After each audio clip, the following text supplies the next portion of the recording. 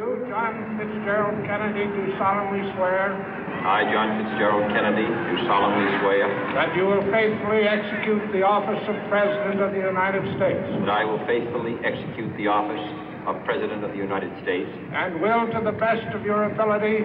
And will, to the best of my ability. Preserve, protect, and defend the Constitution of the United States. Preserve, protect, and defend the Constitution of the United States. So help you God. So help me God.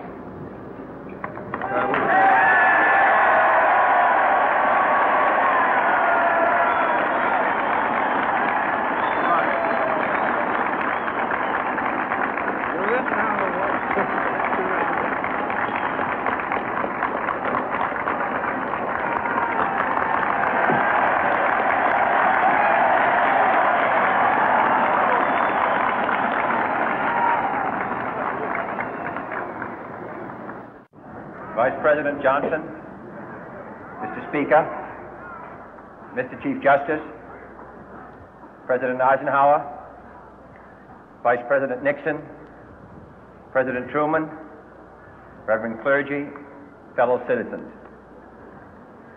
We observe today not a victory of party, but a celebration of freedom, symbolizing an end as well as a beginning, signifying renewal as well as change.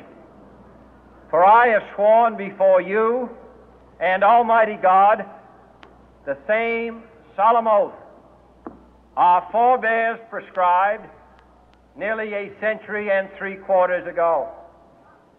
The world is very different now, for man holds in his mortal hands the power to abolish all forms of human poverty and all forms of human life. And yet the same revolutionary beliefs for which our forebears fought are still at issue around the globe. The belief that the rights of man come not from the generosity of the state, but from the hand of God. We dare not forget today that we are the heirs of that first revolution. Let the word go forth from this time and place to friend and foe alike that the torch has been passed to a new generation of Americans born in this century, tempered by war, disciplined by a hard and bitter peace, proud of our ancient heritage, and unwilling to witness or permit the slow undoing of those human rights to which this nation has always been committed and to which we are committed today at home and around the world.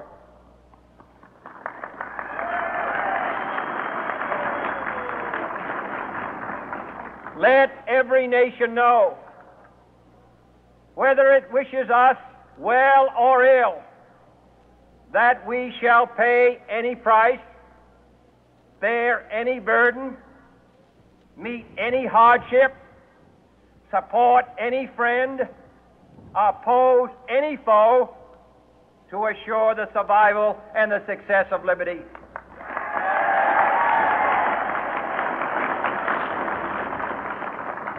This much we pledge and more. To those old allies whose cultural and spiritual origins we share, we pledge the loyalty of faithful friends. United, there is little we cannot do in a host of cooperative ventures. Divided, there is little we can do, for we dare not meet a powerful challenge at odds and split asunder.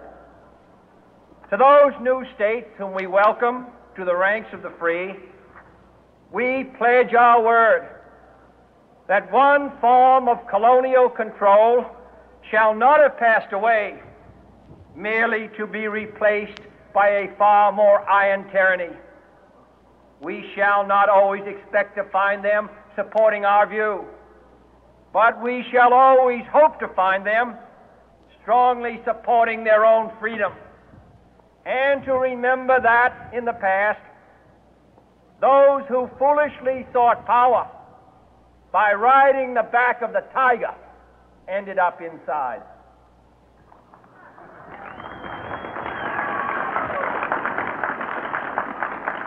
To those people in the huts and villages of half the globe struggling to break the bonds of mass misery, we pledge our best efforts to help them help themselves for whatever period is required, not because the communists may be doing it, not because we seek their votes, but because it is right.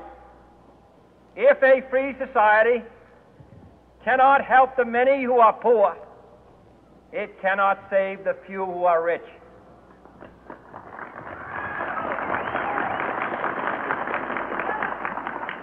To our sister republics south of our border, we offer a special pledge to convert our good words into good deeds, in a new alliance for progress, to assist free men and free governments in casting off the chains of poverty.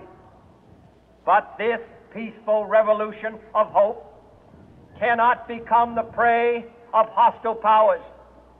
Let all our neighbors know that we shall join with them to oppose aggression or subversion anywhere in the Americas. And let every other power know that this hemisphere intends to remain the master of its own house.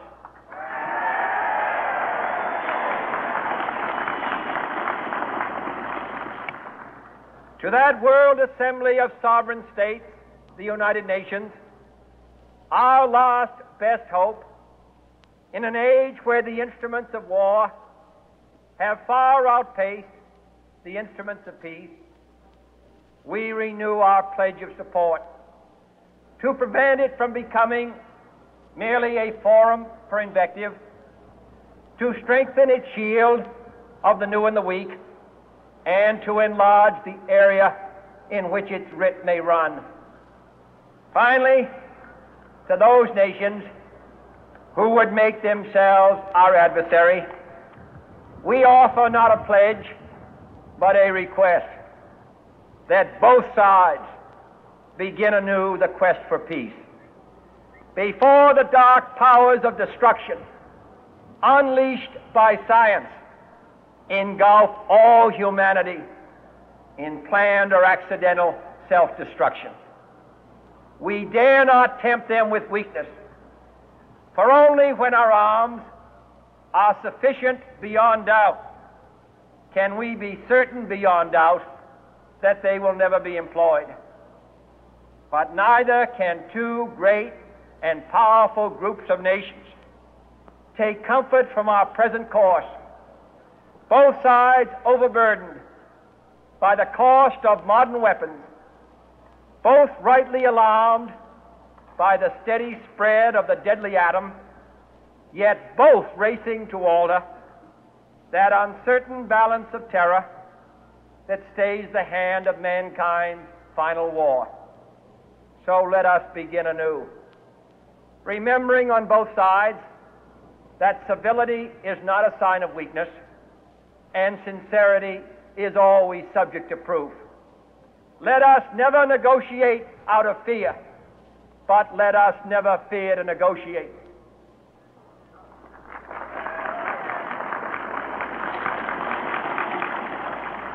Let both sides explore what problems unite us, instead of belaboring those problems which divide us. Let both sides, for the first time, formulate serious and precise proposals for the inspection and control of arms, and bring the absolute power to destroy other nations under the absolute control of all nations.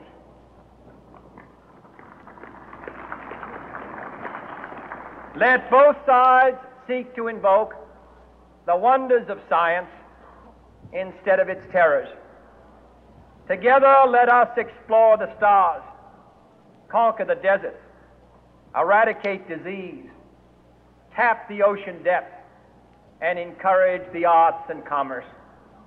Let both sides unite to heed in all corners of the earth the command of Isaiah to undo the heavy burden and let the oppressed go free.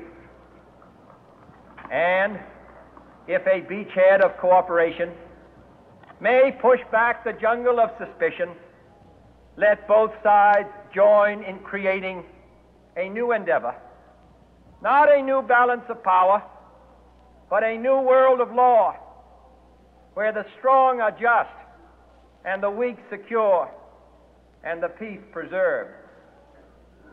All this will not be finished in the first 100 days, nor will it be finished in the first 1,000 days, nor in the life of this administration, nor even perhaps in our lifetime on this planet.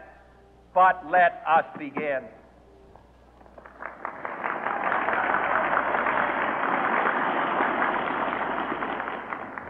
In your hands, my fellow citizens, more than mine, will rest the final success or failure of our course. Since this country was founded, each generation of Americans has been summoned to give testimony to its national loyalty. The graves of young Americans who answered the call to service surround the globe.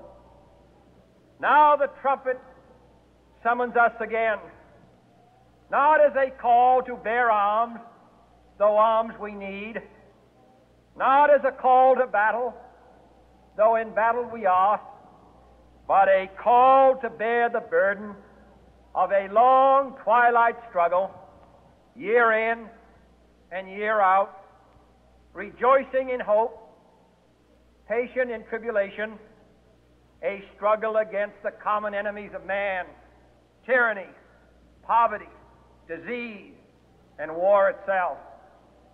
Can we forge against these enemies a grand and global alliance, north and south, east and west, that can assure a more fruitful life for all mankind? Will you join in that historic effort?